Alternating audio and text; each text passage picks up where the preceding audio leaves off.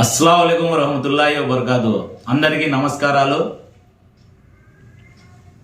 మన స్వాతంత్రం వచ్చి దాదాపు 75 ఏళ్ళు కావస్తుంది. స్వాతంత్రం తెచ్చిన ఎన్నో మంది యోధుల విగ్రహాలు మరి ఈ భారతదేశంలో పెట్టడం జరిగింది.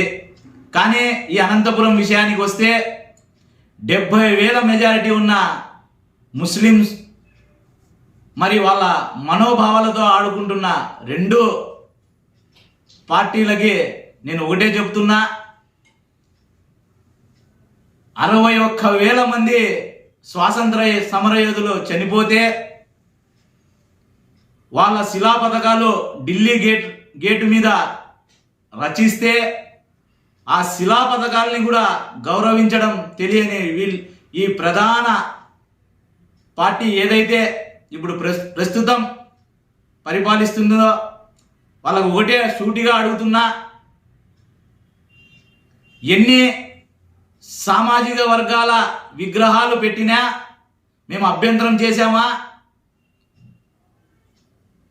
మీ వర్ధంతులు జరుపుతాం, మీ జయంతులు జరుపుతాం, మీ మనోభావాలతో ఆడుకోకుండా మేము మీ ప్రతి విషయంలో ముందుండి మీకు సహాయంగా ఉంటున్న మా కమ్యూనిటీ విషయానికి వస్తే టీపు సుల్తాన్ విగ్రహం 13 ఏళ్ళగా మేము మిమ్మల్ని అడుగుతున్నామే, మెమోరాండంలు ఇస్తున్నామే. టీపు సుల్తాన్ విగ్రహం పెట్టాలంటే ఎందుకు మీకు ఇంత బాధ? ఒక స్వాతంత్ర సమరయోధుడు 37 ఏళ్ళకే తన ప్రాణాన్ని సైతం అర్పించిన వ్యక్తి టీపు సుల్తాన్. మొట్టమొదటి మిజైల్ తయారు చేసిన వ్యక్తి టీపు సుల్తాన్. మత కలహాలకి అతీతమైన వ్యక్తి టీపు సుల్తాన్. ఎంతో మందిరాలకి తన ట్రస్ట్ ద్వారా ఆర్థిక సహాయం చేసిన వ్యక్తి టీపు సుల్తాన్. ఎన్నో ముస్లింలకు కానివ్వండి, ఇతర కులాలకు కానివ్వండి ఆదర్శమైన వ్యక్తి టీపు సుల్తాన్. కానీ ఈ అనంతపురం నగరానికి వస్తే ఈ అనంతపురం నగరంలో సామాజిక వర్గాల విగ్రహాలు ఎన్నున్నాయి, ఎస్టీ బీసీ మైనార్టీల విగ్రహాలు ఎన్నున్నాయని నేను ఈ 40 ఏళ్ళగా పరిపాలిస్తున్న ఈ లీడర్లకు అడుగుతున్నా. మొన్నకు మొన్న ఒక విగ్రహం, అబ్దుల్ కలాం విగ్రహం ఈ సప్తగిరి సర్కిల్లో కొంచెం ముందర పెట్టడం జరిగింది.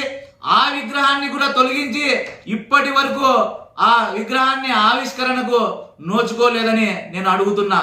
ఎందుకంటే ముస్లిం మైనార్టీలకి అంటే మీకు ఎందుకు ఇంత విపక్షాన్ని నేను ఈ ప్రస్తుతం పరిపాలిస్తున్న ఎమ్మెల్యేలకు కానివ్వండి, ప్రతి ఒక్కరికి అడుగుతున్నా, మేయర్కి కానివ్వండి, మరి అలాగే కమిషనర్ గారికి అడుగుతున్నా. ఎందుకంటే మొన్నకు మొన్న ఉయ్యాలవాడి నరసింహారెడ్డికి పర్మిషన్ ఎలా ఇచ్చారు,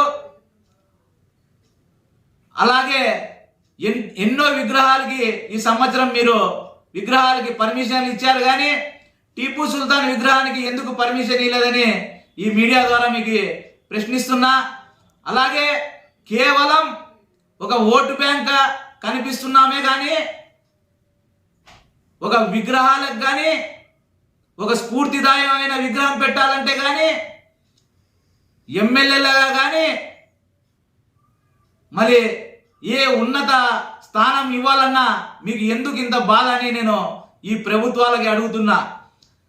ఇలాగే మీరు చేసుకుంటా పోతే రాబోయే రోజుల్లో ఎలక్షన్ అనే ఒక రోజు వస్తుంది.